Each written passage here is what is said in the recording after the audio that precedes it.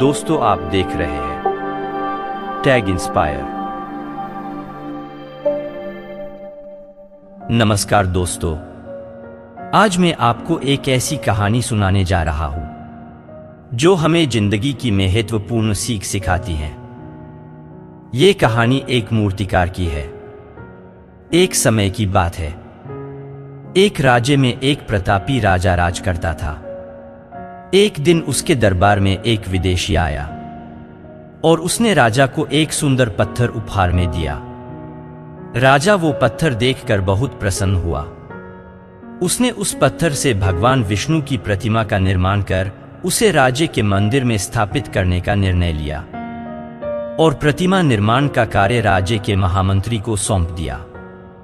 महामंत्री गांव के सर्वश्रेष्ठ मूर्तिकार के पास गया और उसे वो पत्थर देते हुए बोला, महाराज मंदिर में भगवान विष्णु की प्रतिमा स्थापित करना चाहते हैं। 7 दिन के भीतर इस पत्थर से भगवान विष्णु की प्रतिमा तैयार कर राजमहल पहुंचा देना। इसके लिए तुम्हें 50 स्वर्ण मुद्राएं दी जाएंगी।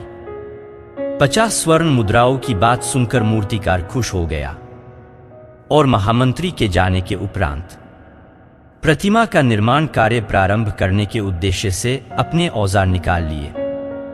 अपने औजारों में से उसने एक हथौड़ा लिया और पत्थर तोड़ने के लिए उस पर हथौड़े से वार करने लगा, किंतु पत्थर जस का तस रहा।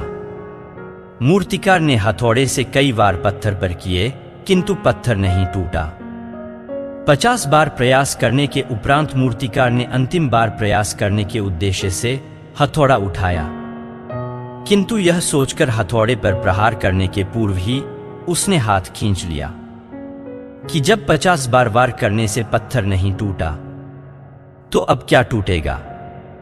वो पत्थर लेकर वापस महामंत्री के पास गया और उसे यह कहकर वापस कराया कि इस पत्थर को तोड़ना नामुमकिन है, इसलिए इससे भगवान विष्णु की प्रतिमा नहीं बन सकती।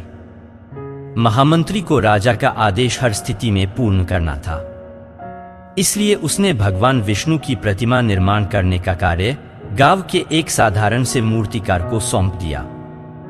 पत्थर लेकर मूर्तिकार ने महामंत्री के सामने ही उस पर हथौड़े से प्रहार किया और वो पत्थर एक बार में ही टूट गया। पत्थर टूटने के बाद मूर्तिकार प्रतिमा बनाने में जुट गया।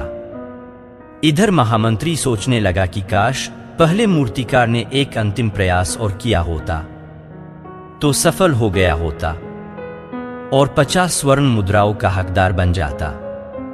तो दोस्तों, इस कहानी से हमें यह सीख मिलती है कि हम भी अपने जीवन में ऐसी परिस्थितियों से दो चार होते रहते हैं। कई बार किसी कार्य को करने के पूर्व या किसी समस्या के सामने आने पर उसका निराकरण करने के पूर्व ही हमारा आत्मविश्वास डगमगा जाता है और हम प्रयास किए बिना ही हार मान लेते हैं।